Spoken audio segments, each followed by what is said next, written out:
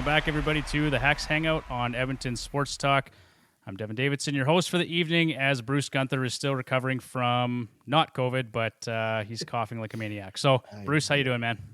Other than coughing, I'm doing pretty well. So yeah, if I all of a sudden just blink out, that's me coughing into the microphone.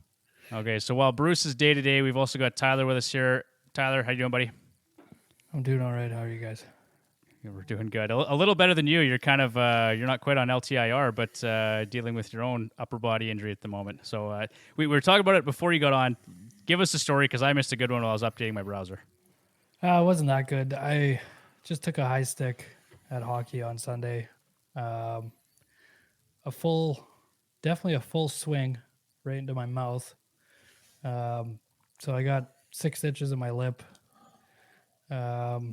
Yesterday I went to the dentist and they pulled the nerve out of the tooth that was kind of broken off, the one there, and sealed that up, and then pushed one that was crooked kind of back into its socket. Probably going to need 4 implants at some point here, but it's going to take a while before I can talk normal and not be sore here. So tonight was actually the first time in the last few days that I ate solid food with a fork. It hurt, but I got it down. And also the first night that I've been able to put like a glass up to my mouth and be able to drink with it. So things are getting better. Okay. You're on the road to recovery. That's great. And then joining us tonight, special guest Ryan Black from Puck Dynasty. This guy probably knows more about fantasy hockey than all three of us combined, Bruce and Tyler. He's a real genius, that guy. So we brought him on tonight to help us talk about fantasy hockey, but also to talk about the Edmonton Oilers, because Ryan, you're probably as big a fan as anyone that I've ever met in terms of the Oilers, and you have some thoughts on maybe how we can improve the Edmonton Oilers this season. I didn't say improve. I said I have big plans. And I appreciate you calling me a special guest. I'm not sure exactly what you mean by that, but I'm happy to be here. I'm sorry to hear that Tyler and Bruce are a little under the weather. I meant that in the nicest and most respectful way possible. So we're happy to have you on tonight. The past few episodes, we've kind of wrapped things up in about 60 minutes, but we have a lot of things to talk about. We had a lot of fantasy hockey mailbag questions today. There's a lot of Oilers griping that's probably going to happen. We got hot or not. So no shortage of content to cover. And if you're listening right now and maybe you want to interact on the YouTube channel, head over to youtube.com/heavyhockey. You can submit questions there. Tyler, Michelle G, not sure if you saw this. She said, "Oh my God, Hope Insurance is covering that." So am I. TBD. All right, so let's get into it here, guys. Where are we going to start here first? We are going to get into Hacks highlights, starting with the Edmonton Oilers. So, Ryan, I know you've been waiting for this probably since I asked you yesterday or the day before. You've got an entire document presented for us. So where do you want to start? Because the one thing I mean, obviously, the record's not good. Nobody on this team looks good. The forwards, the defense, the goaltending. There's no shortage of things to talk about. So where do you want to go with it? We're going to lead with what I think the Oilers should do. Let's do it. Give me how are we going to fix the Edmonton Oilers? Then we can jump into the rest of this. Because I told you can't fix the Edmonton Oilers, man. The Edmonton Oilers are broken. All right, here's why. Okay. Here's why. First of all, Vegas kind of broke us. Secondly, after that, Vancouver kind of broke us in game 1. We got too much money in a D that can't D. We got a bunch of contracts we can't move up front. You're not moving Kane. You're not moving Hyman. Nuge has a no trade clause. You got Jack Campbell, who's currently a Condor, not an Oiler, but you got his $5 million. Like, what are you going to do to fix this team? So I have, if you think that we can still win, first of all, and you want Ken Holland to be the guy to make that goalie trade because he's done so well with our goaltending in his tenure here in Edmonton. I've seen some names bounced around. Who's just said Cam Talbot sure looks good as a king? Yeah, we remember Cam Talbot. Dustin Schwartz was his goalie coach too. The only name I'm interested in is UC Saros. I don't want Jordan Binnington unless it's straight across for Campbell or something. I don't want him. You got to think that 9 out of 10 goalies that we're going to acquire are coming to a worse defensive team than the one they're currently on. So they're probably going to be worse than they are on the team they're on. Binnington might be the exception, but I don't want that guy on our team. We're not allowed to swear on this podcast, but I would say bad things about him if I could. You don't want that guy on your team. So I think you got to go after Saros. He's a guy who might be able to hide the deficiencies of our decor. You can't fix that decor. Who are you going to go out and get right now? That's a great question. I don't know. Bogosian just got moved today, and so did Kalen Addison. Not that the Kalen Addison's going to help you defensively, but there's some defensive movement today. Yeah, and Bogosian, sure, you swap him out with Desharnais. I like. Does that someone with some actual NHL games under his belt, right? Like, yeah. But Ekholm is still playing hurt. I think he hasn't looked guaranteed. Like the same player. Darnell Nurse is still Darnell Nurse. You could do a whole show about him. So if I'm the Oilers and we're going for it, I think Saros is the only answer. I did read Freeman today said that we were chasing him, but Nashville wants to keep him. Yeah, did you Askarov, which I thought was interesting for a team in their position. But Saros is the only answer I'd say as far as someone who can come in and make a difference today. Or as much as I've liked Woodcroft in the past, you got to do a coaching change. So here's some of the names that have been tossed around in terms of goaltending, because I think that's kind of the most obvious issue right now is the goaltending. So there's been some trades suggested. Linus Ullmark out of Boston. Obviously, they've got Jeremy Swayman there. Jeremy Swayman has been fantastic. We're going to talk about him a little bit later in the show. Linus Ullmark, but the name involved there was Leon Draisaitl. Yeah, well, and sure, if Leon Draisaitl is available, Boston probably takes that. But the chatter I've heard was Nuge, and it's like, you think Boston's giving up that tandem? Is the number one team in the league? Do you think Boston's doing anything right now?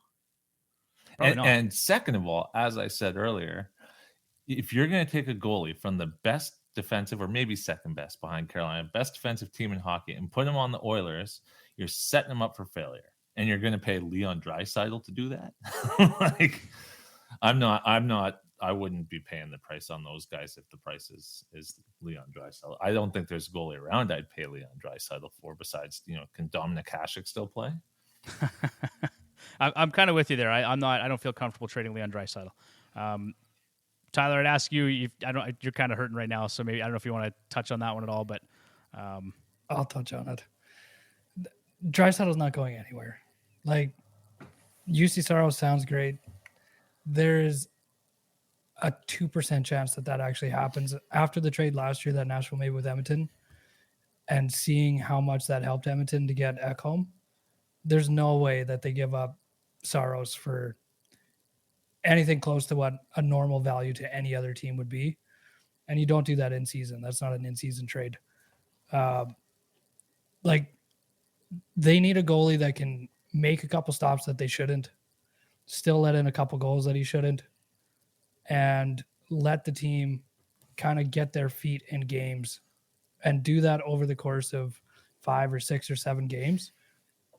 This team is the same as it was last year, other than basically Connor Brown. So nothing has changed so drastically that they can't play like they did for the entire season last year. It just, they need to get a save occasionally. You've seen in that Vancouver game, they're all over the place, even though the shots, I think they were like 23-2 or something at one point. 19-4, I think 10 of those it was. Yeah, 10 of those shots were like from just inside the blue line, not even close. It shouldn't even really count as shots. But they come down and they score on basically their first opportunity off the rush, and then on their next one.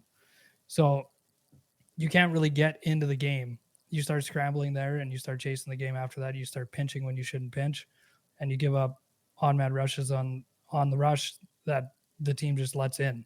A name that I would like would probably be Jake Allen. I was going to ask you about that one, yeah. I mean, he's got decent numbers on a team that can't defend as well. So it's not like he's going to come to a worse defensive team in Edmonton. But somebody like that can make those saves, 1 or 2 saves that he shouldn't make a game, and just stop the rest that you should stop. And that's really all they need to kind of turn this around. They're out of time though. They've got 1 or 2 more games, and I mean, that might be it. So So my only question on that, and I agree with you, Jake Allen would be a good thing, except how are you clearing the salary to get Jake Allen? Are you willing to pay the price? And that's why I think you're right. I don't think Nashville moves Saros unless we grossly overpay. But if you're getting Jake Allen, you're also having to pay to dump Jack Campbell in that deal. And are you willing to hinge that cost in addition to having Jake Allen be your guy? Yeah, at this point, given the fact that they have a worse team save percentage than San Jose does, absolutely. You pay whatever you have to pay. Like if it's For a Jake first round Allen? pick. Yeah, if it's a first round pick and Campbell and throw in Borgo, something like that. And when I say throw in Borgo, I really don't think that he's a bottom six forward I agree in the with that. NHL.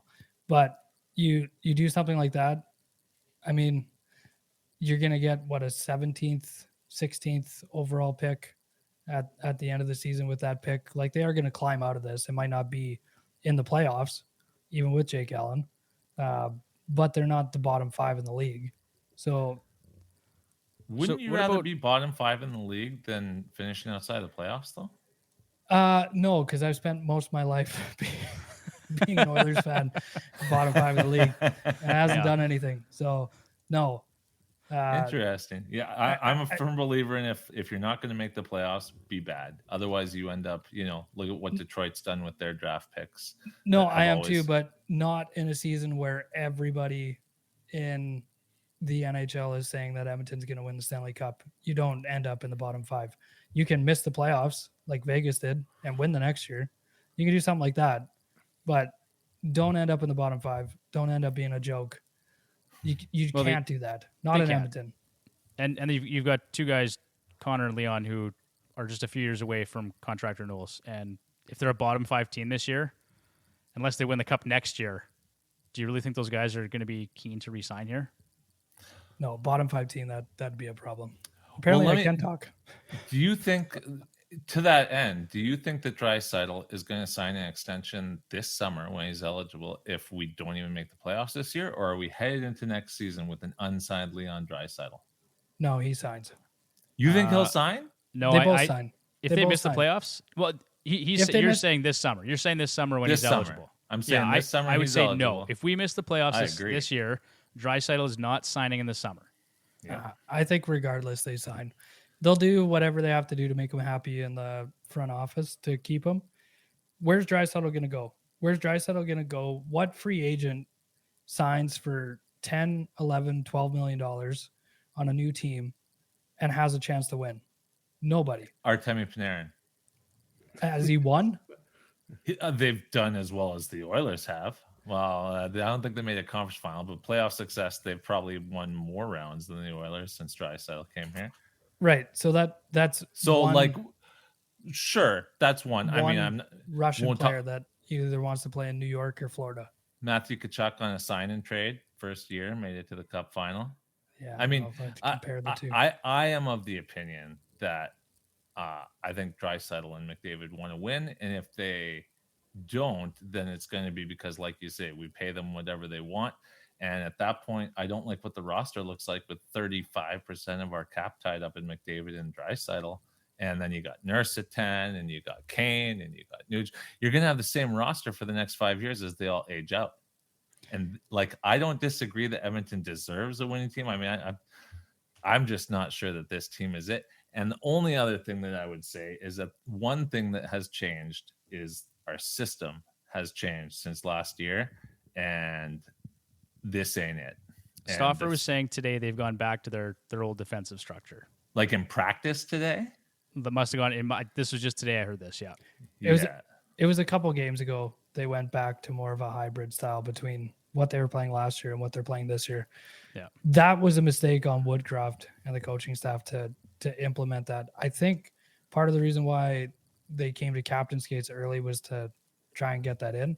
Sometimes it just doesn't work with the players you have on the team. And I mean, that's up to the coach. You have to play a system that actually works to the players because remember the swarm defense? Yeah, don't even bring it up. Don't do that. Don't talk about Dallas Eakins. You'll be fired I had to. long before all the rest of the players are fired for not being able to play the system you try and implement. So I'm just going to ask one last question to that point. you and I have never gotten into it on the Oilers. Do you think that last year's team can win a Stanley Cup as they were playing a year older? Basically, like that's the system. You think that we can beat a Vegas and win a cup? Like playing the way they did last year? Playing the way they did last year in the playoffs, not from the trade deadline to the start of the playoffs when they were 18-2 or something. In the playoffs, do you think we can win playing that style of hockey, win a Stanley Cup? Yeah. Yeah. I mean, look at Vegas. They didn't play that much different than Edmonton did. They had Hayden Hill though. Well, I think Vegas plays a much tighter defensive scheme than we do. But they got some breaks though, Ryan, too, in that series, right? Like, I mean, you watch that, and you and I talked about it lots at Rolco, right? It was Jonathan Marchessault show. Jonathan Marsh, so well, and the Yeah. Pietrangelo thing, and the fact that Nurse got that 5-minute instigator, and like whatever the penalty was. The only time that penalty wasn't rescinded in league history. In the history of the world, right? Yeah, so that was garbage, and so just things like that happened with the Oilers that really were just greasy. I think they were right there. I think they could have improved a few things, and then if they had better goaltending, I think Aiden Hill really was the difference. Like, he had a .930 save percentage or a .940 save percentage to the playoffs. That's really what you need. He was stellar, but I'd also say that their decor was... They're better. Oh, no, unquestionably, they're better. They're unquestionably. Yeah. But so that brings it back to Jordan Binnington, actually, because he has shown, and Bruce, you and I were talking about this, was it last week? Yeah. And it wasn't last year, maybe the year before. Binnington was absolutely fantastic in that playoff run, and he got hurt against Colorado. And then after that, St. Louis fell apart. So I think, Ryan, answer your question, you just need a goaltender who can actually get hot during the playoffs and steal you some games. And Binnington may be able to do that. I don't know. I'm not saying like I love Binnington, but I don't think Jake Allen's the answer. And the only other options that have been thrown around are John Gibson and Carter Hart. Like, I think we all agree UC Saros isn't happening. Askarov might be an option, but that's not going to help us today necessarily. Allmark's probably not happening. So you're left with Carter Hart, Jordan Binnington, or John Gibson. Those are the names being thrown around. I don't think Carter Hart's an option either, to be honest. I don't think they'll give... Again, you're faced with... You're not just paying to acquire the goalie, you're also paying to dump Campbell. So... How much are you paying to, like, I think of the names mentioned, Allen and Binnington are probably the most likely. I am not sold that that's going to be the difference in a series against Vegas or to even get us to the playoffs. But I do believe that that's probably what's going to happen. It's going to be one of those guys. I'm just not convinced. Like, I'm a cup or bust guy. You know, we've heard that already. The Oilers have chosen bust over cup so far this year, but I want to win a cup. I do not give a crap about coming in 14th instead of 5th. That doesn't like it. I'd sooner take a top 5 pick, to be honest. That's where I'm at with this team, is if you're not going to win a cup, then try something else. And right now it looks a lot more like try something else to me. It's weird how far we've fallen off last year, but here's the other thing. Is McDavid hurt right now? Absolutely. Definitely. Okay, so McDavid's hurt right now. How long do we need McDavid to sit before he can actually get healthy? Until he's healthy. Weeks. 3 weeks with no McDavid. So then the season's over. Right? Like we're not making the playoffs with no McDavid. How did we look without McDavid before the Calgary game? Right, but St. Louis was last in the league on January 1st, the year they won the cup. So it can be done. Like if they sit McDavid and they're last in the league, it can be done. That St. Louis run was statistically almost It was impossible. an anomaly. It was an anomaly. It can happen. Yep. I mean, you start playing. What was their song that year? Oh, geez, now I'm trying to remember what were they playing all the time? Anyways, I can't remember. Yeah. Maybe you get that magic run. What I'm seeing from this team right now is I don't know that that's there. I don't know how we went from the team after the deadline with Ekholm to what we are today, but like it's downright embarrassing right now.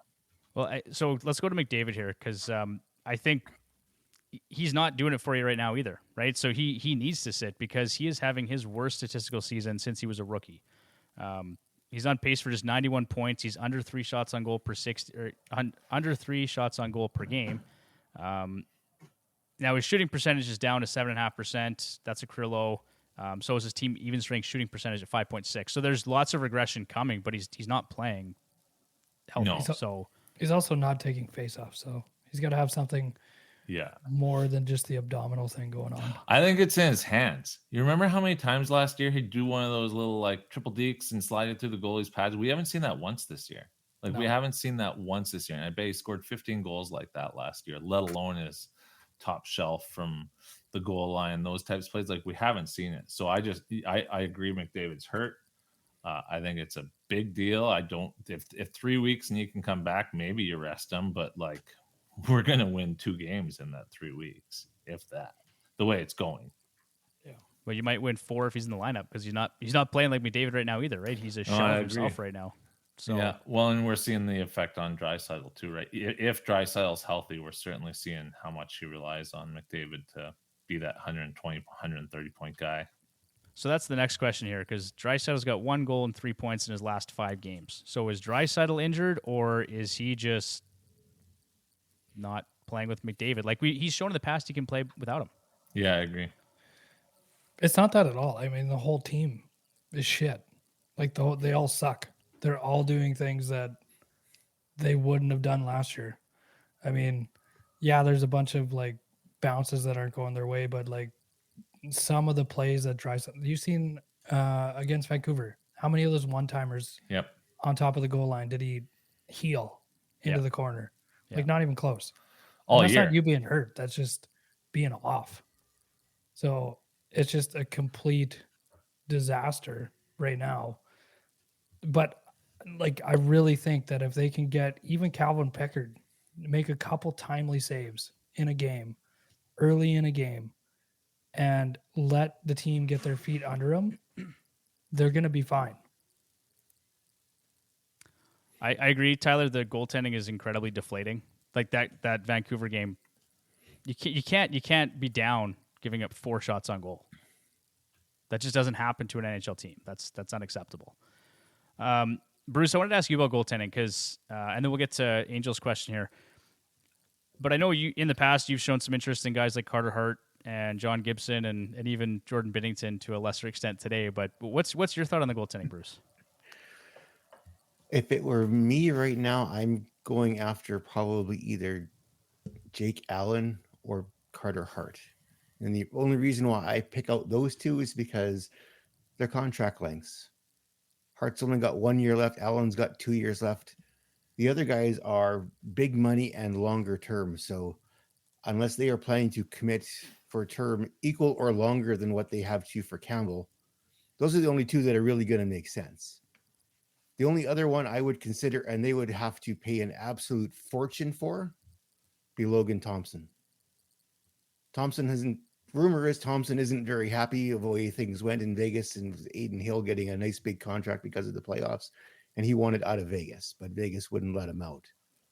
He's cheap, he's fantastic, but he will be, it'll cost everything to get him out of there. In the division to the team that you beat in the exactly. You're not going to get him, right? Unless you're willing to sell the farm to get him. But if I was looking at it for those two, both goaltenders can battle, which is what the Oilers badly need right now, is they need to be able to battle. But out of the ones that we've listed, those would be the only two that I would give any interest to at all. Okay. And then Bruce, I guess I'll go right back to you. What is the identity of the Oil in the Woody era?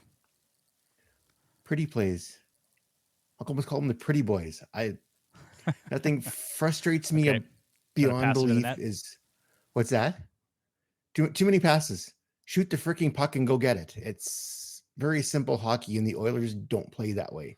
It's pretty passes. It's backhands. It's power plays. Yeah, the power play. Everything is just too pretty. They need to get somebody in front of the nets. Hyman needs to get in front of there and start beating pucks off of his rear end again. Hopefully they don't get called back this time. But they need to simplify everything. Like you watch last game, what was it? Fogle, Holloway, and like they're going to the net. They're falling over the goaltender. They're going to the net hard. They're the only two guys on the team that did it. Otherwise, no one else was really even close. Yeah. Hyman was around the net. Kane gets close, but Fogle and Holloway were the only two that actually got close enough where they could touch the goaltender.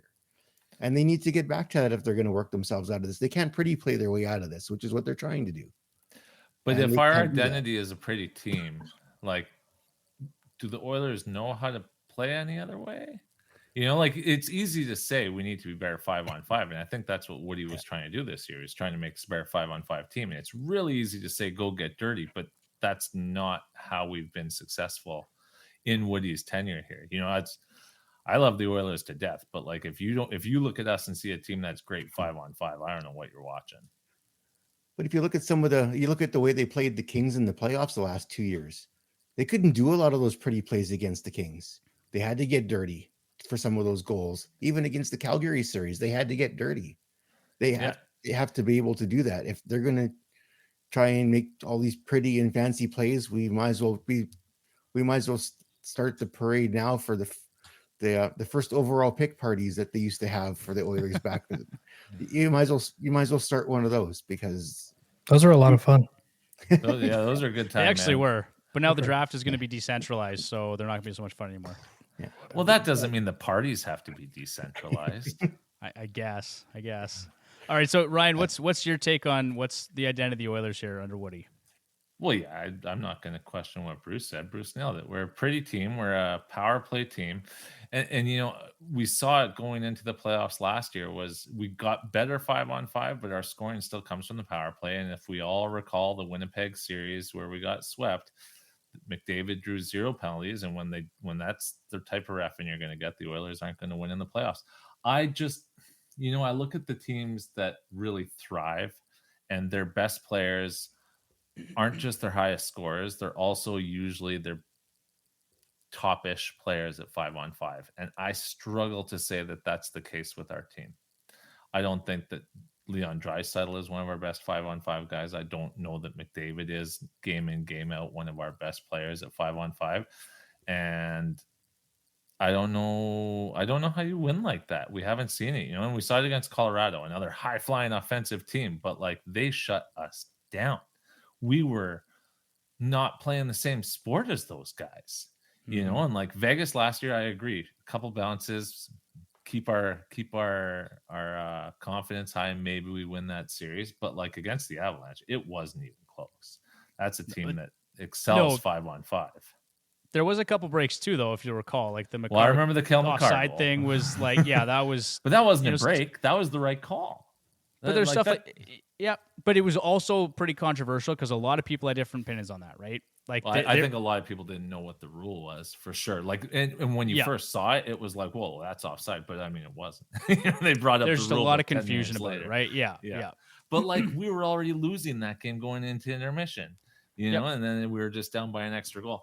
I don't know that we're the 5-on-5 team that you see winning cups. I don't think many Oilers fans are going to say we're great at 5-on-5. That's not our identity. We're a pretty team. We're a high scoring team. And, I'll take an L here. I said the Bruins were going to absolutely suck this year, probably drop 35 points off their point total from last year because they lost their top 2 centers, but they played defense.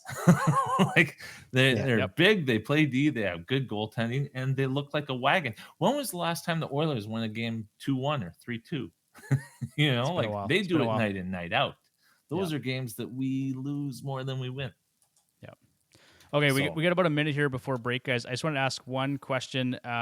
Tyler, if they do decide to make a coaching change, 2 names have been mentioned, Gerard Gallant and Glenn Gulletson. Do you have any hesitation with either one? A little hesitation with Gulletson. We've seen what he did in Calgary. Yeah. I think he's found his niche on the power play with Edmonton, coaching that. Gerard Gallant would be good. Agreed. Yeah, I think he would be the guy. Sure would be nice to see Woody get mad in a post game once in a while. Hey, I liked our game. I thought we had some bad breaks. Like, dude, no, like show some emotion. Yeah. I think that's Draisaitl's job. Get pissy. Yeah, we love a good pissy. All right, guys. Draisaitl. We got 5 seconds here. We're just going to take a quick break, and we will be right back with Around the League highlights.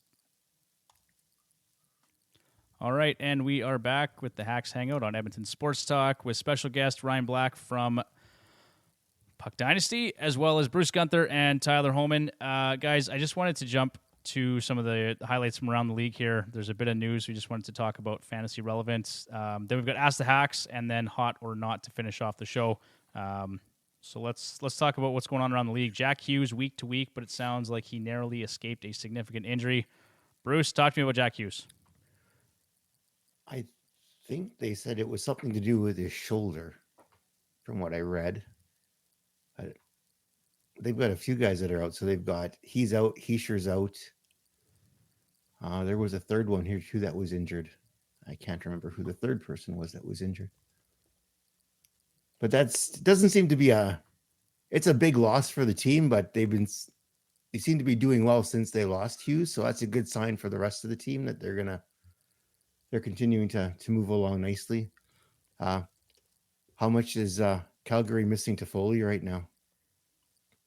I would say quite a bit. Hughes has only been out a couple of games, but Toffoli's been playing great for them. So, being this is Edmonton Sports Talk, we really don't want to spend much time on the Flames, Bruce. But I think part of like Flames. They're bring up the photo of Huberdeau on the bench yesterday. The video is even better. It looked like a photo. His head was down for so long. So I had that in the news here too to talk about, right? So 14-24 time on ice, no shots, no blocks, no hits, and no points, despite playing over 4 minutes on the power play. So is that a buy low candidate, guys, for fantasy or otherwise, or are you just fading Huberdeau as hard as possible? He's down there with Trevor Zegras right now. When he actually puts up a point, we might consider it. Yeah. I'm mostly a cap guy, so Huberdeau's even less touchable in cap leagues. No one's taking that 10 mil. Yeah, no, for sure. I think they just need to blow it up in Calgary. Honestly, at this point, they've played enough years of just mediocre hockey with no high draft picks. It's time to just clean house and start over. Well, the rumor is that they think that too. They were talking extension with Hanifin up until a week, 10 days ago, and they put all talks on hold after their start. So they might be pulling their heads out of their behinds. Perfect. Brandon Montour and or Aaron Ekblad are possible to return the week of November 20th. So for anyone that's been stashing those guys, I've got Aaron Ekblad in one league. And so I guess on the other side of that, if you've been rostering Oliver Ekman-Larsson, probably time to make other arrangements or activate one of those other two defensemen. Go cry with all the Jonas Johansson owners. Yeah. Actually had both of them for a while. Yeah. Jonas has done me well. Yeah, he's done actually quite well. I've got OLE for this week because Florida's got a fantastic schedule. They play mostly on off nights, and I needed someone to replace Kalen Addison because he wasn't doing very much. So it's been working out fairly well here. Bruce, did you look at Eric Gustafson for that role? Because he was gone already by the time I tried. By the time I went looking, he was long gone already. Did you happen to see who got him? Was that was probably Ryan over there, wasn't it? Ryan. We've had this conversation on Twitter a couple of times already. It's like, Ryan's got him. Okay, gone. Yeah. That was our FHHL league. And then Vasilevsky, like you'd alluded to, Ryan, he's going to be back or set to return after American Thanksgiving. So maybe they'll actually beat the Leafs one of these days. Not to pump the Leafs tires, especially not tonight, but those sure have been fun games to watch. Oh, sure. Yeah. Freddie Anderson out indefinitely with a blood clotting issue. So that was obviously unexpected and pretty serious. Pyotr Kochetkov got called up. So it's kind of the Kochetkov and Rancha show, as has been the case the past couple seasons. Can we time out here, though? When you say Antti Raanta is now on the injured list and that was unexpected, you mean the blood clot was unexpected, not... Sorry, Anderson. Yeah. Not the blood on the IR. No. Just the fact that it's a blood clotting issue, and they really haven't given us a timeline, right? Like that was just unexpected. So. That sucks. Yeah, I feel bad for the guy, especially like you have enough issues going on there already. For sure. How long till Ranta gets bit by a scorpion? Do they have to make that? Well, hopefully not too long because I picked up Ranta in 2 leagues. So when was the last time a comet killed someone? Because they probably do. Oh man, Devin Levi and Ukko-Pekka Luukkonen are going to share starts evenly from the sounds of things in Buffalo. So if you've been hoping that Devin Levi is going to win the Calder and start 40 or 50 games this year, or 50 or 60, that may not happen. So, Well, UPL shutting out Colorado kind of helped his. If that game would have went sideways, I think it probably would have skewed a lot the other way. yeah. Out of those two, though, who do you think has potential to shift the starts their way? Like if someone's going to take over 1A there, who is it? Levi. Yeah. Okay, cool. We're on the same page. I think it's UPL. I'm kind of with Tyler, actually. I think just he's a little bit older, right? Not much. Oh, for sure. And it's just goaltenders don't typically develop until they're 25 plus years old. Like it takes time. We've seen it with lots of guys, Carter Hart being one of them. Having said that, UPL has had some chances and hasn't really done it yet. But I mean, UPL is the safe bet, but I'm a big Levi fan. I think that he might do something pretty historic here. I think for the upside, for sure, Levi. But the safe pick this year for me is UPL. And then we talked about Kalen Addison getting traded to the San Jose Sharks. So they've got their power play quarterback. Bruce, that might not have been a terrible option now, maybe. No, it's well, he's only rostered like 3% everywhere, so it's not like he's not widely available. And I noticed too, Minnesota went to a 5-forward power play. They don't have a defenseman on the power play anymore. They're running 5 forwards. It's interesting what you're seeing happen with power plays. You got some teams that are running 2 defensemen. You got now Minnesota, or some teams that are running 5 forwards. It's kind of just been all over the map this year. Sharkies were doing that at the start of the year too, to much success. Oh, they didn't have much choice. I didn't think Thrun got a very good shot there. I thought he might have been able to hold that spot, but they sent him down pretty quick. But yeah, no. How many teams are actually running 2D though? Detroit is. There's a couple. Like Detroit was one that I can think of right away. I can't think of who else, but yeah, it's not super common. I don't think it's going to be a trend we see. The 1 and 4 is, I think, the norm. Yeah. Jersey sure is interesting. Yeah. The way Jersey divvies their power play time is pretty nuts. Seeing Luke Hughes on PP1 instead of Hamilton. How about that hit from Ross? Holy, that was just wow. Was that greasy or what? They're going they're looking the opposite directions, and Tyler, I got to get your opinion on this one, because I think of the 4 of us, you probably have the most experienced opinion, but to me that was a greasy play. I thought it was a good hit. It wasn't that bad. Like a lot of people are saying like 10 games. No. Like you can see Luke Hughes was bracing for the hit late. He caught him as he started to lean down and just he kind of checked out. I thought it was weird that Luke Hughes was a little lackadaisical, but you could see Colton, like he just wound up for it. Like he knew exactly what he was doing. He's like, well, buddy's not paying attention. I'm going to put him through the end boards, right? Like that's kind of what he did. Welcome to the NHL, isn't it? Sure. It's not like it's a really dirty play. I just thought it was a bit greasy. That was my take on it. You think he'll get suspended? I don't think so. He got a fine, right? He got a $5,000 fine. Fined for that came down to that. Yeah. Meyer. Yeah, I think I'm good with that. I think $5,000 for what he did. Like, because I think it was a little bit greasy. I don't think it was illegal or really dirty. But the fine was for the high stick to Meyer. They didn't do anything about Hughes. Yeah, that's right. To the face after it, and that's right. Was greasy. That was greasy. Yeah. I think Tyler can again be the one to speak to getting sticks in. Believe me. Yeah, that was greasy. Yeah, his dental bill will definitely be covered though in the show. Well, yeah, it must be nice. There you go. Nicholas Backstrom placed on LTIR. Is his career done with the Capitals, Bruce? Father Time is undefeated. At surgery, he tried. Like Kessler had similar surgery. He tried to come back too, and it just. I think he's done. I don't think we're going to see him back. No. Yeah, I agree. Speaking of suspensions as well, so Bettman actually held up the 4-game suspension assessed to Charlie McAvoy. Anybody upset about that? Nope. No, that was stupid. Yeah, I'm a McAvoy owner, and I'm playing another top team this week in a very expensive hockey pool, so I'm upset. but not with the suspension. It's the right call. Okay, yeah. Okay, all right. Okay, that's going to kind of do it for some of the things we're going to talk about that was newsworthy.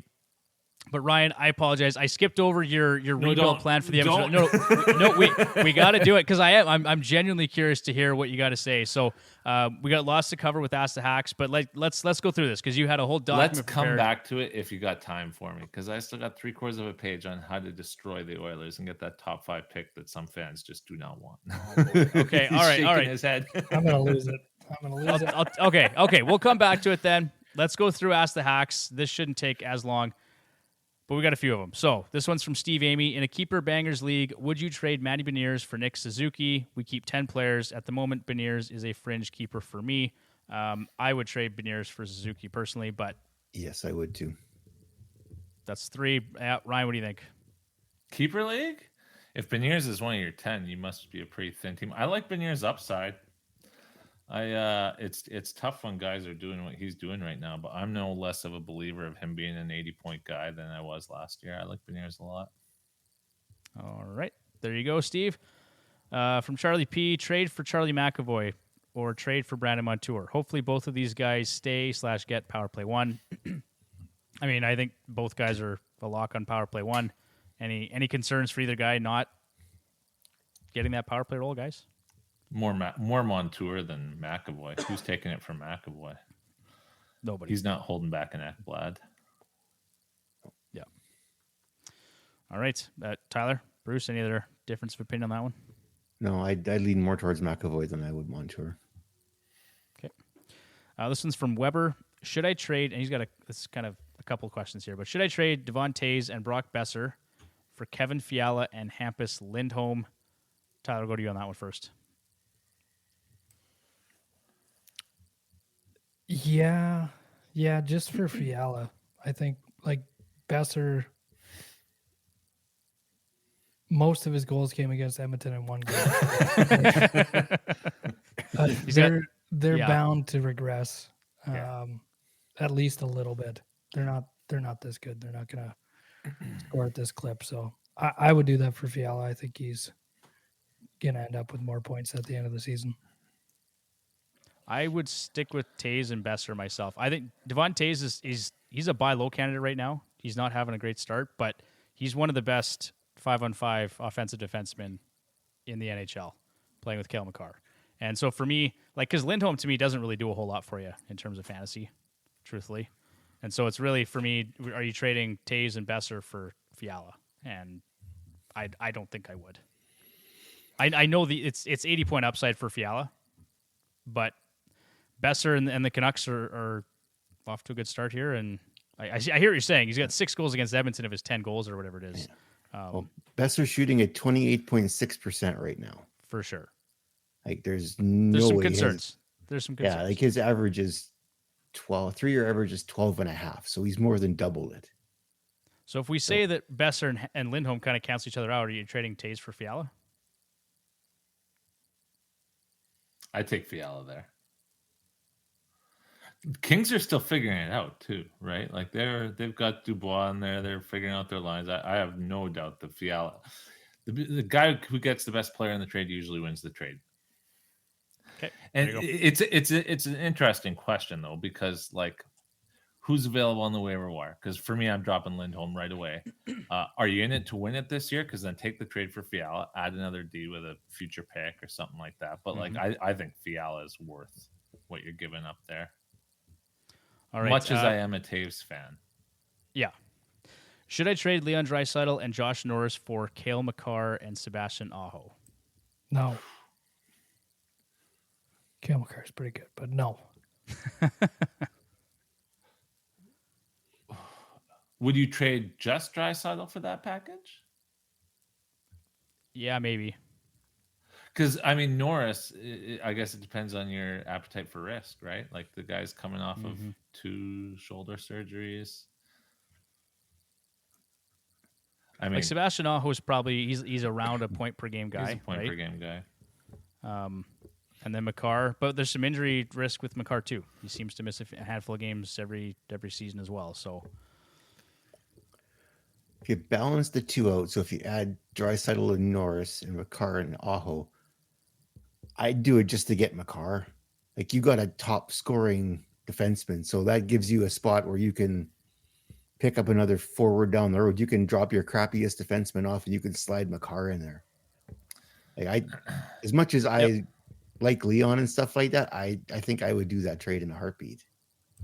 Would you have the same answer if this was asked like January of last year?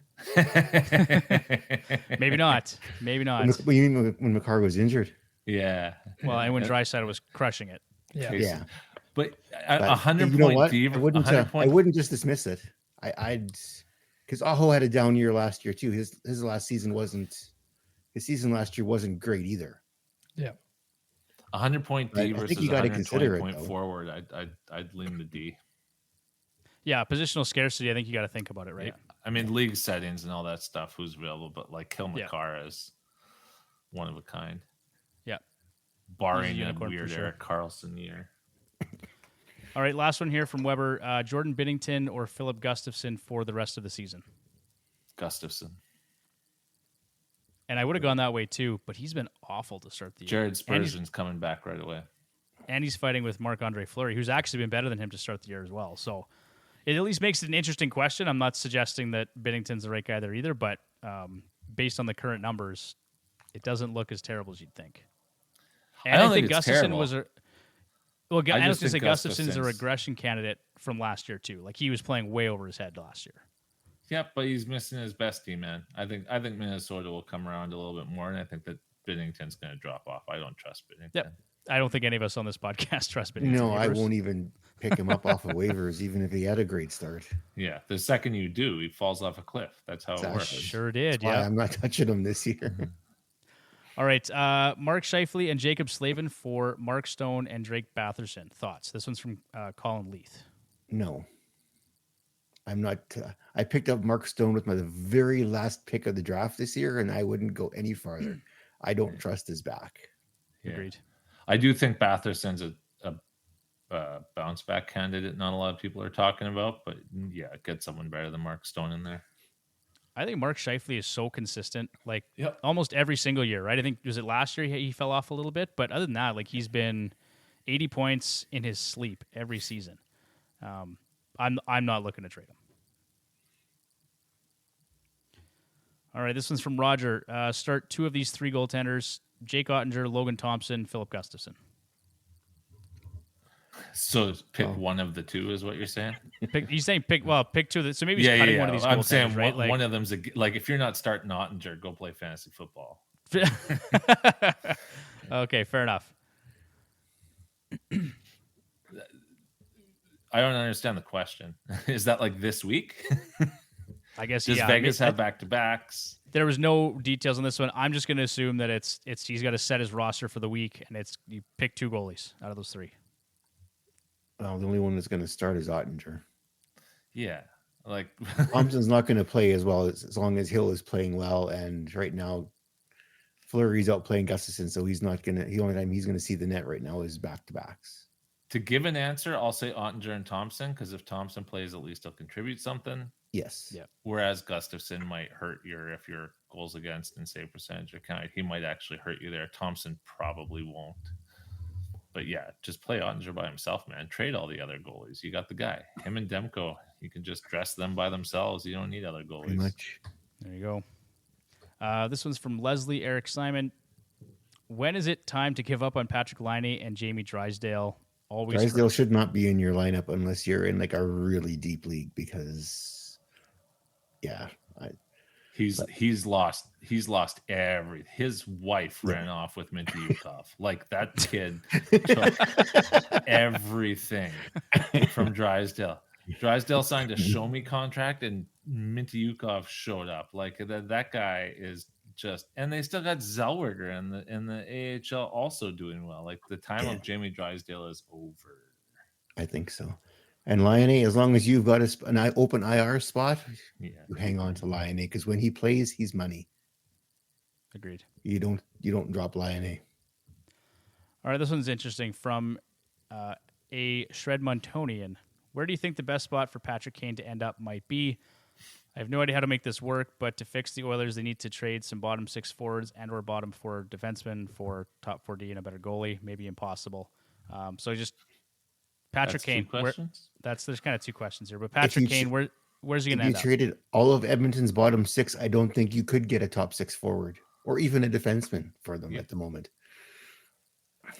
That's where I'm at too, Bruce. Good spot for Kane would be Carolina. They always have problems scoring in the playoffs. Yeah, they would. And he could definitely do that for them. Would he fit their system? That's an interesting choice. I like it. But do you think that Brind'Amour would even want him?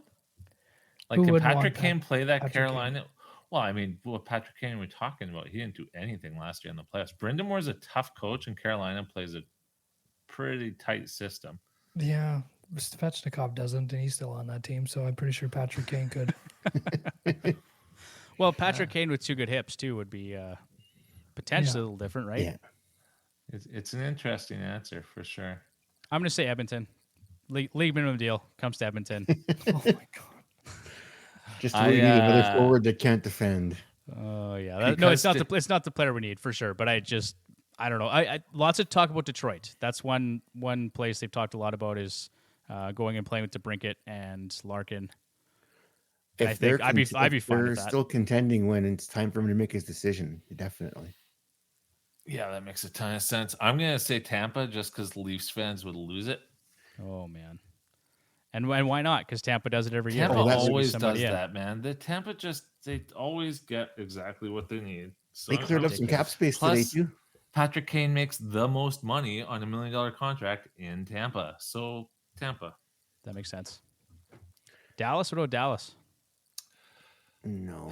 Dallas does. Dallas has guys in the minors who they need to be calling up already. Yeah, they got two guys. Him and Bork are both over point per game down there.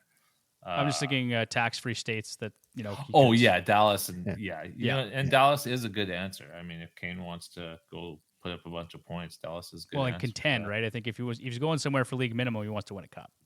You watch, it'll be Vegas though. Are we? Oh man, I almost broke the no swearing rule. That hurt. Yeah, I just did. Yeah, I caught myself, but I almost dropped one. My mouth words. was open, Tyler. It was wide open on that one. Sorry. Don't do that. Oh Yeah, man. Okay, let's move on before we get kicked off the air here. This one here from Nick Campano. I'll start by suggesting how to fix the Oilers.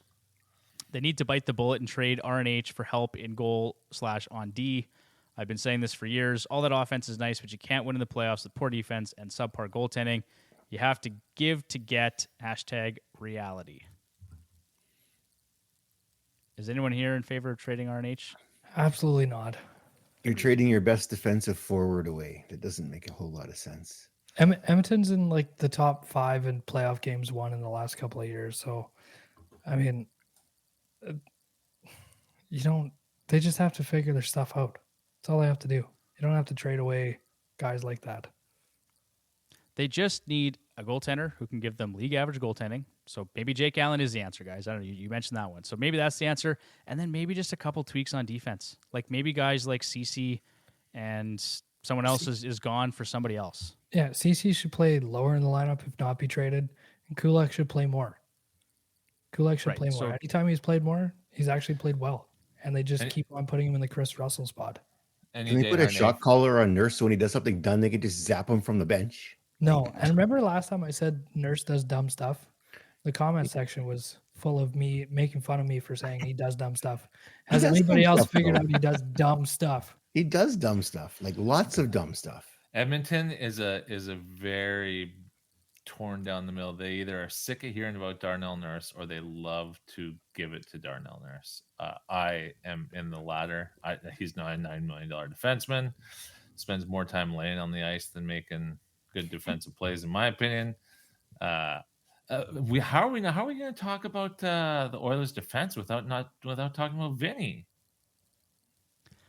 Well, okay. So what do you want to talk about Vinny for? Well, I hate him. I actually forgot. I actually forgot he played for us. So yeah. How do you forget? He scored a goal the other night against us. He did. I mean, a one-hopper, no less. Yeah, I mean that might have been his nicest offensive play. Sorry, I'm not talking about the goal he scored for us, Bruce. I'm talking about the one he tapped in. But that one hopper was like that's the goal that Vinny Desharnais is going to score. That guy maybe he needs to be net front on the power play if he's that good. Oh boy.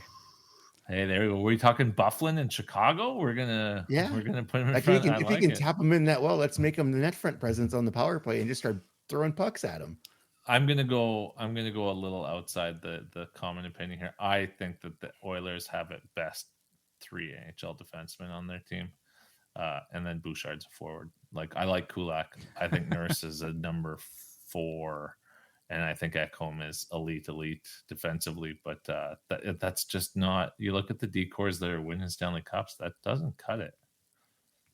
Yeah, we're not close. They can't play the system. They cannot play the system. You look at that Vegas series last year, you want to talk about bad breaks all you want, sure, but like it was mostly blown coverage. Like Marcia showed wide open in the slot twice in 5 minutes. Like that's a personnel problem to me. But I mean, run it back, I guess. There's nothing you can do. Like Bruce says, we have nothing you can trade. We got our picks, which better be protected if we're moving them. Borgo, I agree with Tyler, is nothing. Broberg is, like, what are you trading? And in any deal, you have to move Campbell's contract. And all those assets probably go with Campbell just to get rid of the guy. So, like, are we buying out his contract? Are we buying out his contract in the summer? Probably. It's only 1.5 for 6 years, a couple seasons, right? Like it, yeah. Like I think it fluctuates a bit, right? Like it's 6 years at 1.5 or 1.6. It depends when you buy him out. Right. I haven't looked exactly into it, but yeah, there's a little bit of variance. You and I talked about this. I think just at the end of the playoffs last year, I said the Oilers are going to give him a chance to find his game because it's going to be too expensive not to. This has happened a month and a half faster than I figured it would. Yep. You know, it was always. You said 20 games. You said they'll give him 20 games and they'll see where it's at, and it didn't even take that long. That sounds like what I would have said, and you know, it's too bad, but it's over. Like he's not going to find his game in the AHL. That's my issue with the Oilers is I don't see how to build a cup team with our cap structure, with the assets we have. I just don't see how you're going to fix it. Outside of, I don't even know that it takes a goalie. I think that, you know, bring in Gallant, see what you can do. Do it tomorrow. And that's not because I don't like Woody. It's because that sometimes generates the type of change you're talking about. I don't know that Jake Allen's going to stop 20 high danger scoring chances in a game. The same type of change as when Woody came in? Yeah. Exactly. Yeah. Yeah. For sure. But you know what? Let me ask you this. Do the Oilers look like they're planning to get the coach fired? Because that's what it looks like to me. Like as an Oiler fan, if you've been an Oiler fan for 10 years, you've seen us play to get 6 coaches fired. And this is kind of what it looks like. It's no effort on the back checks. It's no accountability to the top players. And it's what we're seeing right now. Woody's too scared to say anything about anything. He did drop an F-bomb in one press conference, but maybe the Oilers need to trade for Hart and Tortorella. Just swap the goaltenders and the coaches. I'd love to see Tortorella just for the laughs. In town. Let's see what happens. Yeah, we don't even have enough time before the break to actually fully answer everything I want to here. But go ahead. We'll come back to that, Chad. We'll come back to that. We got like 20 seconds here, 15 seconds. We're going to go to break. We got a couple more questions here that we want to run through, and then Ryan, this seems like a good spot to just jump into my rebuild? Your tirade. Your rebuild. We're tearing it down. Yeah, so after the break, we're going to get into that. Tyler's going to answer his couple of points he had, and we'll be right back. All right, we're back with the Hacks Hangout on Edmonton Sports Talk. I guess we're going to jump back into a heated debate about the Edmonton Oilers rebuild, as Ryan's calling it. Tyler, did it come back to you? Do you remember what you were going to talk about? No? Okay.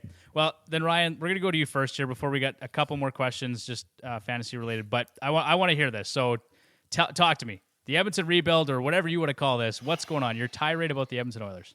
I'm apologizing in advance because I know, much like talking about Darnell Nurse, you're talking to two separate crowds. I just think that I've accepted the fact that we wasted it. We got a generational player. We got Draisaitl. We made the right pick there. We blew it. We blew it when we made the trade for Chiarelli's trade for the Islander Reinhart. We blew it there. We blew it in free agency. Hyman's been about the only good move that we've made. We've blown it. I don't want to see this version of the Oilers for the next 6 years. And I think in a best case scenario, you're going to re-sign McDavid and Draisaitl. You're going to have the same anchors on this team. You're not going to have the room to improve that we need. And we have nothing coming in the system. So we're looking at this team just aging out for 4 or 5 years. I don't believe we have what it takes to win a cup. That's where I'm at. I don't see it. I certainly didn't see it against Colorado. I mean, they were a wagon. No one was going to beat them. Vegas last year, I thought we were going to win that series going into it, and they showed why they can't win against that type of team, and like we owned them in the regular season, but in the playoffs, Oilers, when whoever it was asked earlier, what type of hockey do we play under Woodcraft? I would say whatever the opposite of playoff hockey is. We're not that team. So yeah, I would tear it down, and I have some ideas on what I would do. And Tyler, his face is turning redder the longer I talk. So that's okay. Here's where this is coming from. Okay, so I like to run a dynasty podcast. I like to build teams for 5-10 years. I like to, if you're not this is your thing first, you finish last. Get a good pick. We got a bottom 3 pick right now. All right, Macklin Celebrini is doing things in the NCAA. Unbelievable things. The kid's playing at 2 points a game as a true 17-year-old freshman down there. He's a great player. I know Oilers fans sick of talking number 1 overall picks, but hasn't it been long enough since we got one? Let's go get another one. That'll piss off the whole league. So we're gonna get one. I'm gonna throw these out there. I'm gonna hear about it. I'd be calling the Buffalo Sabres, and I'd be talking about Connor McDavid. I know. There he is. Is that a Ryan Smith jersey behind you, Tyler? This all makes more sense now. Tyler's literally, he's having a stroke as we speak. Okay, continue. I've only been saying this now for 6 months? Have you? Like 6 years. Bruce, since we started the podcast, you've been talking about trading McDavid. Like I didn't think the Oilers Bruce? should trade McDavid. I said that for a long time. Okay, so here's why the time is right. One, can I say like a 3-letter version of butt on this show? Or no? Sure. Yeah. No, you can say. Go for it. Ass. We are ass right now. Our depth is ass. Our defensive forwards are ass. I'm gonna keep saying ass till they bleep me out. We're not very good. Okay. Buffalo has 52 top 6 forwards on their team. They got guys in the minors breaking records as 18-year-olds in the AHL. They got Zach Benson over there. They got Dylan Cousins, who I might add looks better than McDavid more often than not when we play them. I am looking for a package. I can't wait to see Tyler's face on here. I want Ryan Johnson. He's looking up your address. And I want Ukko-Pekka Luukkonen for Connor McDavid. No. I'd be talking to them about Kulich, Benson, Cousins. Those are that's half of a top 6 right there. What about Owen Power? If you're, they're not going to move Power. I would love to get Power. You're not going to get Power. You're going to get your D-man in the Drysdale deal. Just okay. I'm waiting patiently. Okay, this is good. Continue. All right, Cousins is on a beautiful contract, and that's the other thing. Do we have a good contract on the Oilers? Do we have one good contract on the Oilers? I thought Nuge. Maybe Stuart Skinner going into this year was a good contract. I think we don't have a good contract. Cousins has an 8x8 deal. That's the type of contract. I know I'm giving him a migraine. He wasn't in enough pain before this. So that's what I'm looking at for McDavid. That's who I'm calling first. And it's the type of trade that makes sense for Buffalo. They need to consolidate some of that talent. I would probably also want a Savoy in that deal, but I want 4 pieces. It's hard to gauge what a trade like this looks like because we've only ever seen it with Gretzky, and that was mostly for gambling debt money. So like whatever. I think those 4 pieces, I pull the trigger because you're also saving like what, $8 million against the cap next year, $9 million or on McDavid's next contract. Sorry, like he's going to be the highest paid player in the sport. It's going to be 15, 16 million by the time the cap's done, going up 10 million in the next 3 years, and you're getting the depth. Then with Draisaitl, there's a couple guys I'm looking at. I'm not going to say it. I would love to get players from Minnesota like Wallstedt. I know goalies or voodoo. Brock Faber is the type of player we need more of. I'd love to talk about Brock Faber. But the first call I'm making with Leon is I'm calling Columbus. Columbus wants to win right now. Right? We saw that with the Provorov deal. We saw that with the Severson signing. I want to talk to them about Fantilli and Yurchek. Get those guys. They get their number 1 C. They're ready to go right now. They want to win right now. in those two trades, you've now locked up your two top six centers. You've got a top pairing D. You've still got Matthias Ekholm and Bouchard that you can talk trade with. Now, remember what we traded for Ekholm? We traded our first round pick in, what was that kid's name from Seattle? Come on, guys. 4 Oilers fans. Didn't do very well with Seattle last year. Justin Schultz. No, that was the college free agent. Sorry. I'm totally blanking. It's way too late at night. Anyways, we traded a guy that we picked, 21st, and we traded our first round pick. Hey? Eberle. No. The guy we traded to Nashville for Ekholm. Oh, Reed Schaefer. Reed Schaefer. Oh, Reed Schaefer. Yeah. Okay. So it was Schaefer in a first and Barry, but like that was for the cap money. So I think you can get a return like that back. I'd be looking to Dallas. I'd be looking at guys like Bischel, Stankoven in that deal, or you go back and you talk to where's my notes here? You talk to Minnesota. Go get Faber. I mean, Minnesota certainly is looking to do well as well. So that's my start. I would tear it down, and you're going to add a top 3 pick this year. You're going to add a top 3 pick next year. The alternative to this, of course, is, and for the record, if I knew we were going to win a Stanley Cup in the next 2 years, I'll take the 10 years of cap hell that we're going to be in afterwards. I don't believe we're going to win a Stanley Cup in the next 2 years. I just don't believe it. I don't see it anymore. So that's where I'm going. And Tyler, you go ahead and say whatever it is you got to say.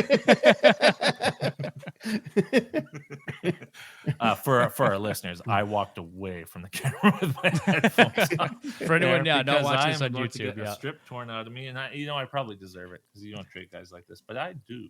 Yeah, I don't even really know where to start. You just say I'm wrong. No, I mean, that's a given. I think the first thing would be like decent contracts on Edmonton. You have Hyman, one of probably the best free agent signings Edmonton's ever had. Sure, I'll give you That's Hyman. a good value contract. Nugent Hopkins, 100 points. That's not going to happen. I think Nugent's a value contract. Point a game. If he's a 60-point player at that contract value, it's a great number. You're not getting anybody close to that value for the same number. Sorry, Philip Deneau. Just like he's just as good defensively, signed the same contract last year for LA. Like it's not impossible. Nugent and Hopkins he was a UFA. Was more of the reason for the power play being what it was the last 2 seasons than probably Draisaitl, because Draisaitl just sits in the corner. Yeah, he puts in the goals. McDavid or Nugent Hopkins moves that puck around on the opposite side over by himself. And that's a key for that power play to actually work and do its thing. The other contracts would be Ekholm. That's a great contract number. Yeah, he wasn't signed. He was traded for what he brings to the team. That's a good number, especially in term too. It's not a super long-term deal. Drysdale at 8.5. How many 120-point players do you get at 8.5? Sorry, I was saying in terms of the guys I wasn't going to trade. The guys we're going to be left with don't have great contracts. Draisaitl is the best contract in the league. Of course he is. For like trading, and I understand what you're trying to do here, but even talking about this, or like responding to it is ridiculous on its own. And I know you're a nice guy, but it is absolutely ridiculous to even consider trading Draisaitl or McDavid for anything. You even just said at the start of this podcast, when you trade the best player, you lose that trade. When you trade a generational player, like let's just say for McDavid, you never get that back. You never get that back. Edmonton didn't have that since 19, whatever it was, 89, 90. 88. You wait that long. We won without Wayne. Once. Yeah. And it was the end. Let me ask Buffalo you this. didn't do too bad on the Eichel trade. Yeah. Well, that ended up actually being okay. Let me ask you this. If we don't win a cup with McDavid and Draisaitl, but we keep them for their whole careers, are you cool with that? I'm not cool with that, but I am okay with that because it's not on those two. It's on. Well, I mean, but it is. When those two aren't going, we're 2-10. So it is on those two. Like you can't say the Oilers aren't a team that's run by two guys, because we are. Yeah, but if you can't fill out the team with other players that can actually support that, if you can't get a goalie that can stop it, because McDavid and Drysdale can't stop pucks, that it's not on them. So The is records this? that both of those players are going to set after playing with this team for their career, the only other players that are going to touch that were the guys that played in the 80s when there was 10 less teams than there is now, and goalies that had shin pads for pads and didn't do anything to stop a puck. So it's not we're not comparing the same things here. Well, for the Oilers to win going forward, they need to take a look at how Tampa is running their team and amp it up. That is the only way the Oilers are going to be competitive for the next few years. They need to basically drain everything they can to try and put a team on the ice that can win. Because if they're going to try and keep draft picks and try and keep prospects and want to win, you might as well go with Ryan's plan. Well, and I agree. If they're going to win now, they got to go. They got to do what Tampa did. You literally have to be aggressive. You have to go get your players you want. You're going to probably have to overpay for them, but that is the only way the Oilers are going to win now. Because right now you can't walk. You can't stand on the fence and do both. You can't, because this is what you're going to end up with. They got to take a look at what Tampa's been doing, and they got to step it up a notch and go get some players. And yeah, they're going to have to pay a mint to get those players, and they're going to have to hope that's enough. Otherwise, we're just staring down 10 more years. Or Draisaitl's going to walk in the offseason. Like, I don't believe that McDavid and Draisaitl signing in Edmonton is a given, because I really hope that they actually want to go and win. And I think that if we finish in the bottom 10 or 12 this year, you're not getting a contract from Dry this year. You're facing that same situation that basically broke the Calgary franchise 2 years ago. I don't want to put the team in that position. Now, again, if I know we're going to win a cup in 2 years, I'm fine with it. But currently, our setup is pray to God that we win enough games that McDavid and Draisaitl stay. And if they don't, we got nothing. I agree, Hyman was a bad contract. That's on me. Ekholm, I do like a lot, for sure. I think he's properly paid for a defensive D-man. But what are we doing if McDavid and Draisaitl leave? Now you're looking at a 6, 7, 8 year rebuild. I'd sooner see something like this where we're icing a bunch of players I actually want to watch play, who have high potential, who are two-way players. I know that you're too busy waiting to call me an idiot, but I did target players who could play two-way hockey. Dylan Cousins is a tremendous two-way player. Zach Benson is a tremendous two-way player. I want to get Brock Faber on this team, or a player like that who can actually defend the net. He was Minnesota's best D in the playoffs last year. It was his first NHL games. He's been their best D this year. Their coaches said so as much. He says, we can't have a kid with 10 games being our best D-man. He's right. Those are the types of guys that I would like to see on this team going forward. And this is all predicated on my belief that I feel like it's been a theme of this podcast. What is Edmonton's style? I don't believe it's a style that wins in the playoffs. And, I would have said 3 years ago, I don't know if McDavid and Draisaitl are going to go supernova at the same time. But if they ever did, we'd win a cup. Well, they did go supernova at the same time twice. And we got swept in a conference final and didn't make a conference final. So, what more can you ask from those two guys? And our supporting cast has kind of shown that they ain't it.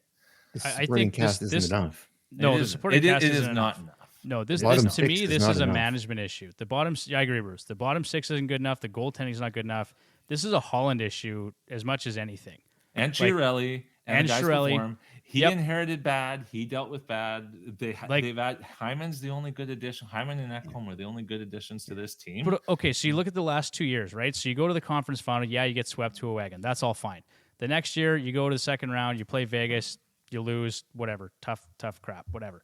But then what do you do in the summer? You follow it up by bringing in a guy in Connor Brown who played all but 4 games, or missed all but 4 games the year prior, and that was your big summer acquisition. Do something. I don't care what the cap, because other GMs around the league are making it work.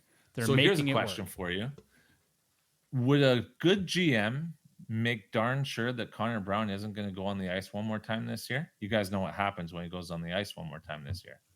Sure. He gets a $3.5 million bonus next year. And Tyler, I know why you're shaking your head, right? Because it all goes back to the credibility of the organization, and also because Jeff Jackson was his agent and all the rest of it. But yeah, Vegas doesn't care. Vegas doesn't care. Yep. No. Holland's not going to be the GM next year. It's a perfect time to waive a guy like Connor Brown, because the next guy can come and say, buddy, I wouldn't have done that. And if guys think they can win, they're still going to come to Edmonton. But like the $3.5 million bonus, we're about to see, we're exposing our belly to the rest of the league and showing that we're a feel-good team run by an old boys club who isn't going to do what it takes to win. Yeah, but you're saying that assuming wrongly that nobody else was going to offer him that. Like he was the only one. Like obviously other teams had similar structures to what that contract was going to look like. Did other teams have his line mate from junior who he put up like huge numbers with? And what is that worth? Well, apparently 0 points in 10 games. And if you have no cap money to spend on any other free agents. So, okay. Are you saying, do you think that someone will claim Connor Brown, or do you think that other teams just would have taken that risk and given him the same bonus structure? Like, do I think anybody would claim Connor Brown if he went on waivers this year? Yeah, like tomorrow. No, absolutely not, because he has a $3.25 million bonus. and you would keep him because, like, I understand reputation, and I understand this isn't EA 22 franchise mode, but I also see that we've seen what Vegas has done to win a cup, and they haven't suffered for it yet. And quite frankly, they look better right now. But the difference too, Ryan, is it is Las Vegas, and you can sell that to players quite easily. Like Edmonton in January is a very hard sell. Well, it is. Like, because it's not just the player, it's their family, right? It's their wife. So here's the kids, question. We've had to overpay, and when we signed Hyman, it was looked at as an overpay, and it turned out to be a very good contract. I agree. How much more do we have to overpay because we waived a guy who couldn't play hockey anymore? Like, you're telling me that the free agent next year is going to be like, but you did Connor Brown dirty after he took a year off and then like couldn't play hockey. Yeah. Like, I'm just not, not sold on that. Yeah. Yeah. Like no one will ever sign here again if we waive Connor Brown. Well, now you're being ridiculous, but I mean, that matters. That stuff matters. And even talking about this is like, nobody's going to do that. Nobody's going to do that. Like the idea with signing him to that is that he comes in at a cap number that you can fit, takes his time. Hopefully Edmonton doesn't suck like they have over the first 20 games, and you let him figure his way back out. And it ends up in the last 20 games of the season being completely worth it. Nobody talks about it. I agree with that. Didn't work out. Hasn't worked out yet. There's still time for it to happen. Yeah, I don't disagree with that. I just, at this point, I'm not playing him for the 10th game, and he hasn't shown it. He's steps behind. It's a chance to get out from a bad decision, and I would be getting out from that bad decision. Plus, like Lavoie has shown more in his 12 minutes of ice than Brown's shown all year. We got a guy to replace him. I also want to see Holloway play more. Lavoie's a bum. Hey? Lavoie's a bum.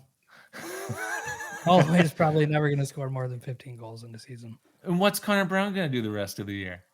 I think he probably scores 15 goals the rest of the year. Yeah. There's 2 bets we should make today. We should make a Stanley Cup bet for 5 years, and we should make a Connor Brown bet because I do like money. Well, or if I lose the bets, I know you're facing a stiff dental bill, and I would like to help with that a bit because it has been very fun getting into it with the other side of the Oilers. Yeah. How come there's no GoFundMe link on here, guys? He's in pain. Yeah, really. You got to put it holding back. let me get that link sorted, guys. We'll get back to you. Okay, just really quickly, because we got about 10 minutes left here on Edmonton Sports Talk. We can carry this over onto the YouTube channel, guys, and include this as part of the podcast, so we can cover some more stuff. But I agree, Tyler, that they're not going to do that for optics reasons. They're not going to waive Connor Brown. No. But saying that, I think the ship is sort of sailed on that guy. Like, I know it's been 10 games, but his best season, he was like a 20-goal, 45-point player. Like, we're not talking about a guy who's put up 75 points 3 times. Like, that's not the type of player he is. So I don't want to overvalue Connor Brown too much. He's going to get paid his bonus because that's what was promised to him. Jeff Jackson is running the organization. It is what it is. Got to remember Brown too. He's trying to find his game on a sinking ship. Like he's trying to tread water in a ship that can't hold water. So it doesn't matter what happens with Brown. He's not going to look good because the rest of the team looks terrible. But Yeah, if we're I putting would our like to winning, see if He's we're some perfect, two-way and he's still play, going to though. look terrible. I'd love if to we're see putting some our two-way winning play that hopes- he's going for. if we're putting our winning hopes on Connor Brown in the top 6, we're in trouble. Like it's as simple as that. Yeah, but I don't think we ever were. I think the whole idea was he played on the third line, scored 15 goals, maybe got 20, maybe spotted in the top 6, He had a started on miracle the season and got first 25. line. But that was the thing. Everyone talked about him Penalty playing kill next was to another Connor, reason why right? they brought him in, wasn't it?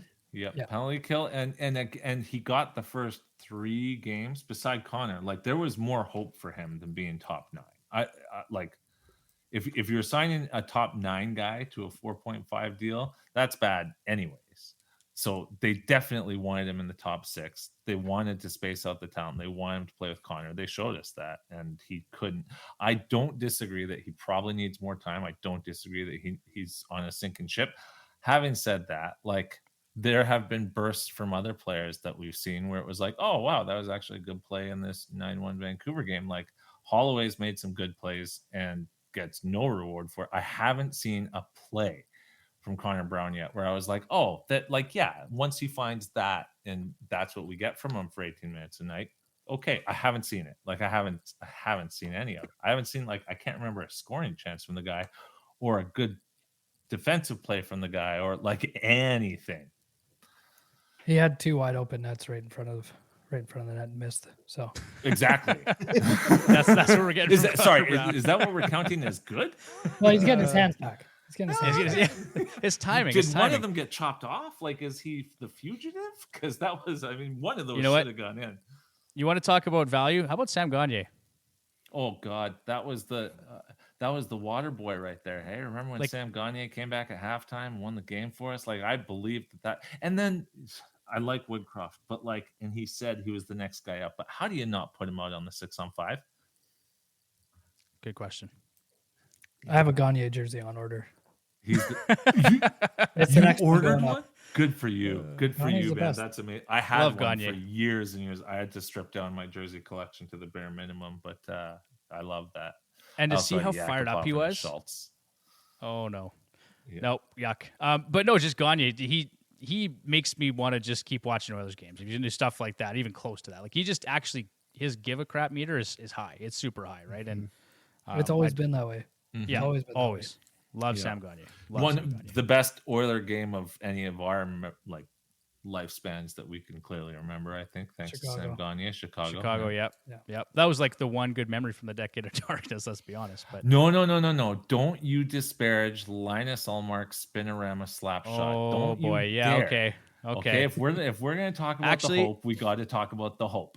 And Jordan Eberle's his first first NHL goal. goal was phenomenal too. And So the TSN feature that came after it, where Hall Yeah. gave him crap. for Halsey not was dumping griping about it. beautiful. Yeah, Yeah. What a time to be alive. Okay, guys, we got about 4 minutes here left on EST. Let's just get through a couple more of these mailbag questions, and then we'll run through Hot or Not on the YouTube channel and on the podcast.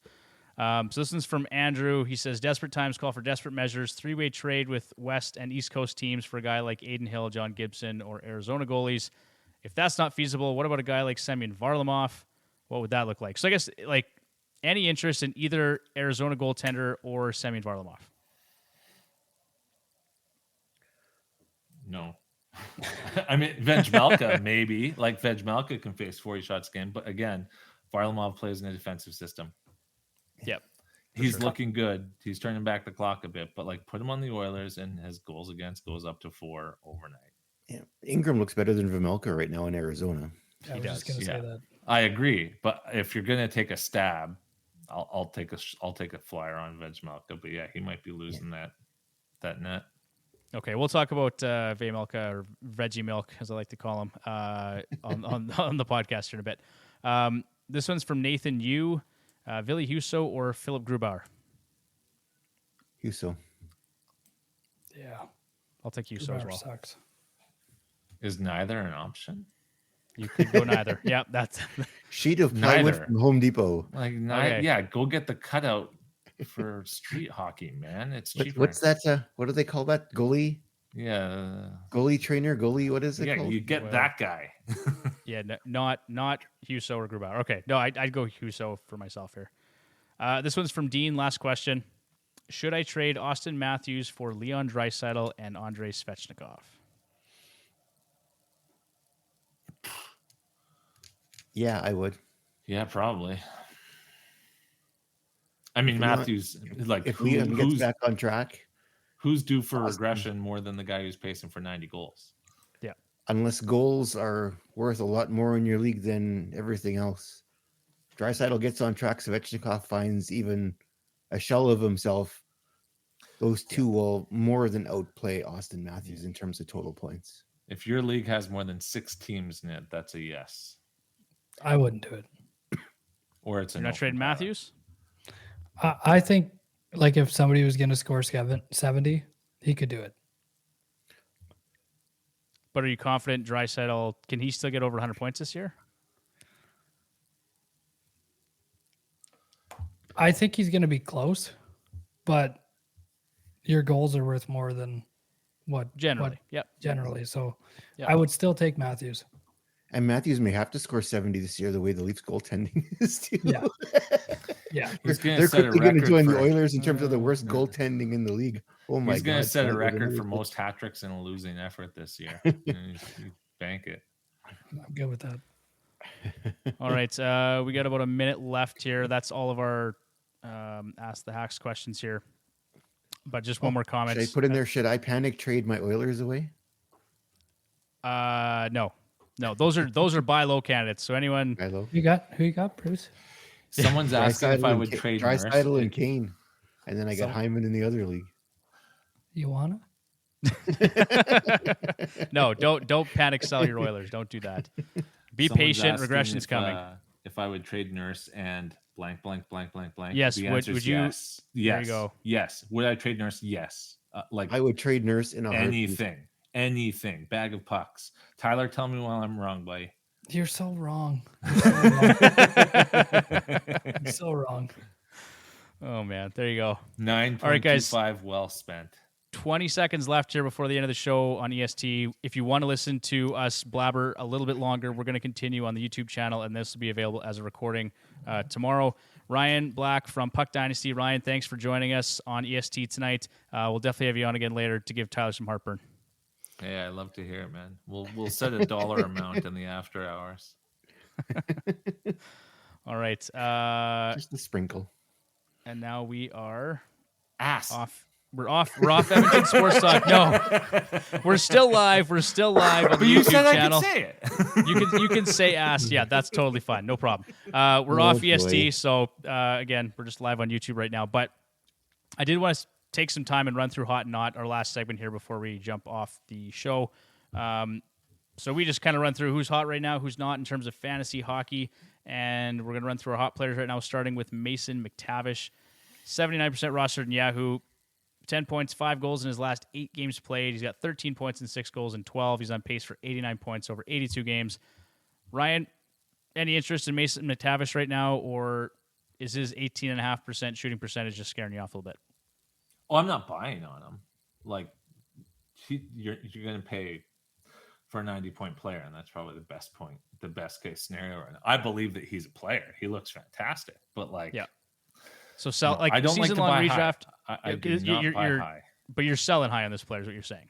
No, I'd probably keep him. I don't think I'm selling McTavish. I'm holding McTavish. Okay. Yeah. Okay. The Ducks Alrighty, are going to so- be a wagon, man. That team is like scary, scary, scary good. And Lucas Carlson's just going to get better and better. And their D is very mobile. They've got a good young goalie. Like, they have all the things I'd love to trade my best players for. Okay. There you go. Tommy Novak, Bruce. That's another guy we talked about a little bit on this podcast, and he may be one of our recommended waiver wire picks. But 11% rostered in Yahoo right now, 57% in Fantrax. He's got 4 points and 2 goals in his last 3 games, 10 points and 6 goals in 12 overall. Puts him on pace for 68 points over 82 games. That's roughly the pace we saw him play at for 51 games last year. So, what do you think? Yeah. I wish I had roster space for him. I'd go pick him up. I did grab Ryan O'Reilly, Tyler, I think in another league that we potentially play in together, but Whatever. whatever. I think I'd rather still have Novak. Yeah, I mean, strong case we made there, right? O'Reilly gets better ice, but Novak is, I mean, He's fun to watch. They need to play him more than they are. And I don't think O'Reilly is sustainable. I think he's going to continue to get all the ice time. That's the only thing with Ryan O'Reilly. It's just how he uses it. They don't have any other center options, really. Well, Novak played center last year on their top power play in the second half after they moved O'Reilly. Or not O'Reilly, sorry. But he was after all the injuries happened, he was playing top line C on the power play. So I could see him taking it back. O'Reilly's like, I don't know. He's still only 32 years old, right? Like, yeah, no, I think Novak has a higher upside, and he's who I'd be dressing there. Ooh, I like this one. I just traded Aho for Jason Robertson. Yep, I'd do it. Well done. It's done. It's done deal. Already did. Yep. Nice work. I tried to buy low on Robertson, but I got shot down.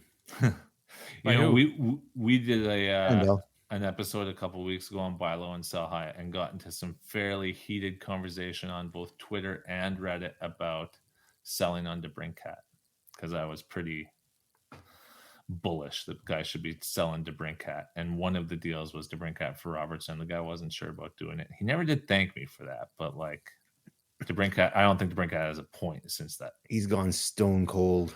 Oh yeah. All right, Pavel Zacha. How about this guy? What do you think, Ryan? 61% rostered in Yahoo. He started out a bit slow, but he's been really good. I think he's got 8 points and 4 goals in his last 9 games, and he's played over 20 minutes in his last 4 contests. There's really no other center options in Boston. So hey, don't disparage Putra is how they say that. Putra is what. Sure, I get it, but he's still a young player. They're not going to give him all the minutes, right? Exactly. I'm the wrong guy to talk to about Boston, but at this point, I'm holding Boston. They're going to regress a little bit, but like they're going to score without Bergeron and Krejci there, and Zacha's going to be the guy getting 50, 60 points there. Maybe he hits 70. I don't know that I'm trading for him, but like he's going to be good. If Boston keeps doing well, they're going to find a way to trade for a first line center. I agree. They will find. Yeah. They'll go get somebody. This was supposed to be their kind of down year while they recoup some cap, and all of a sudden here they are leading the league again. They'll make play. They were probably the most upset team in the league when Scheifele re-signed. Yeah, Lindholm would be the next target. Do you think? Lindholm, yeah, I think Lindholm makes a ton of sense there. He plays a Boston style. He'd do well. Full Venom Jacket, to answer your question, we did talk about this a little bit earlier in the show. We don't have any idea specifically. We just talked about some options. So I think Tyler mentioned Carolina. I just mentioned Detroit because that was something I had heard a few different times. Ryan, Detroit makes sense. Yeah. I mean, you know what would be a great story, though, is him going to Buffalo with they have 53 top 6 forwards, but King going home would be fun to watch. Yeah. Yep. Taxi drivers beware. Oh, boy. Jeremy Swayman's the next guy we got under our hot for this week. 95% rostered in Yahoo. 6 starts, 6 wins, a 1.49 goals against average, a 952 save percentage, and an 8.8 goals saved above expected, which ranks second in the NHL according to MoneyPuck.com. Who's and first? The only player, Thatcher Demko, who oh yeah, of course, yeah, is the next player on this list. So he is at 13.5 goals saved above expected. That's insane. Absolutely phenomenal. 7-2 record for him. 948 save percentage. I mean, Demko has been absolutely lights out. So, yeah. Ever since both the bubble, players, he was one of my favorite goalies to watch. He's been so insane there. Last year was such an aberration. All right, that's going to do it for Hot this week. Moving on to our not candidates, we've got Philip Gustafson, 83% rostered in Yahoo. He's off to a rough start, 2-3-1 record at 4.89 goals against average and an 871 save percentage. He's doing his best Jack Campbell impression. And he's got Marc-Andre Fleury outperforming him currently. So I know Fleury's old as dust, but if I'm holding Gustafson, I'm a little bit concerned right now. I know you're saying Jared Spurgeon's coming back, but Gustafson's a guy that we talked about in the summer as a serious regression candidate because he was not going to replicate what he did last year. No, what was he, 939 last year? Like that wasn't going to happen, but I don't think that he's what you're seeing right now. I think that he's goalie settings are wacky. If you can get Gustafson for cheap, I'd look to even hold him just to flip him when he gets hot for a few games. He only had that 42 save shutout against the Leafs this year. Was it the Leafs? Yeah, like he's a buy low candidate for sure. His PK save percentage right now is at 769. Yeah. And he was at 919 the year before, which is well above the 860 that we talk about as league average. 841 the year before that, 897 the year before that. So, but his even strike save percentage is down like from his career average. So, is that just defensive play? Is that him? I don't know, but he's having a rough start anyway. So a lot of managers out there are quite disappointed, and Nate is doing a 0G dance somewhere. So, is anybody running out to grab Magnus Hellberg? No, should we be? Well, that's Pittsburgh's backup, right? If Jari's out, Jari's out. Yeah, he's the next guy in line because Nedeljkovic is on IR, I believe. They're rolling over in their graves, remembering what DeSmith did to the Oilers in the second game. Oh, jeez. Next guy on this list, Karel Vejmelka, who we've talked about a little bit, 42% rostered in Yahoo, and he was one of our preseason 0G picks. He's been a little bit rough to start, 2-4-1 record, a 309 goals against, and a 904 save percentage. I think, Tyler, you'd mentioned Ingram, Bruce, you as well. He's at like a 919 save percentage right now. You bet. So, I don't know. If you're holding Vejmelka, maybe pick up Ingram just as a handcuff for the time being. Thoughts on Brent Burns, guys? 0 points in his last 6 games played. What a bum. What a bum. I have him on my team. Well, and the thing is, none of the defensemen, like, they're even trying to get rid of D'Angelo now. Like, their defensemen are just terrible. At least before, if he was generating no offense, he was still getting those shifts. He was playing 28, 29. Bruce loves that. 28, 29 minutes a night. And now he's playing like 18, 20, 21. His minutes are down, yeah. Yeah. Watch out. Was it next year? The year after when Nikishkin comes over? I think that's the year after, but he's going to light Carolina's PP up. You guys follow him at all? No, it's in the KHL. He's put up scoring records. Google him sometime. Find a YouTube clip. The guy demolishes people. Like, he threw a hip check the other day that was probably one of the best hip checks I've ever seen, and he scores like 20, 30 goals in the KHL as a 20-year-old. Like, he's a guy pretty worth impressive. watching. Yeah. Okay. Yeah, he'll be running that Carolina power play the day he comes over. Nice. Okay, let's talk about Barrett Hayton. What do you think, Ryan? Because this guy, 0 points in 11 games played. The update, he had 1 power play goal finally last night against Seattle. So he's got 1 goal, 1 point in 12 games played. He's still getting that top 6 deployment and top power play, but Logan Cooley's been really good in Arizona. Like, at what point Cooley's ice is going up night over night. Yeah.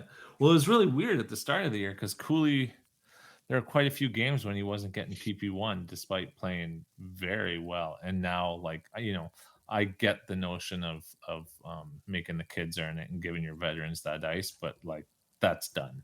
Cooley's taking that ice. I don't want Barrett Hayton. Like, he'll be second line center. He'll be second PP. He'll be but fine. Like, I'm not running out to grab him. Certainly not grabbing him in anything less than very deep leagues. All right. Was Cooley the Slavkovsky draft? Yes. How sick does Montreal feel right now? Well, there's a couple reasons Montreal feels sick. I mean, you've got, like, right now, Slavkovsky might be. I mean, he's the type of player who's not going to peak till he's 24. Like, he's a Nikishkin. Big guy, 6'4", whatever he is, 6'5". But like, I mean, you got Mintyukov being the best player on Anaheim night in, night out. You got Juracek setting goals for an 18-year-old defenseman in the AHL. You got Cooley doing what Cooley's doing. Shane Wright just got called up today, and we remember the stare down to the Montreal draft table. Like, sure, that was a rough one, man, but it was fairly predictable. I mean, the thing is, and as Oilers fans, we know this. Sometimes you can't win because the talk was, is it Wright or is it Slavkovsky? It turns out neither of those guys were the right answer. And you can say that, a year later, there's a good chance that neither of those guys were the guy. We saw that with Yakupov. It was him or Galchenyuk. Well, it turns out Morgan Riley was the right answer. It happens. And Toronto got flack for that pick too. A lot of flack for that pick. Yeah, well, and Burke made that pick. He said he would have taken a number 1. I saw Moose Jaw, I think 8 times that year because we played. I was living in Regina, and the Pats played him in the playoffs, and I was season ticket holder there. And like Morgan Riley was awesome. He was a very good player. But like I was every fantasy league I was in back then, I was trying to trade for the top pick to get Yakupov too. The guy just all the tools, no toolbox. One of the dumbest hockey players I've ever seen.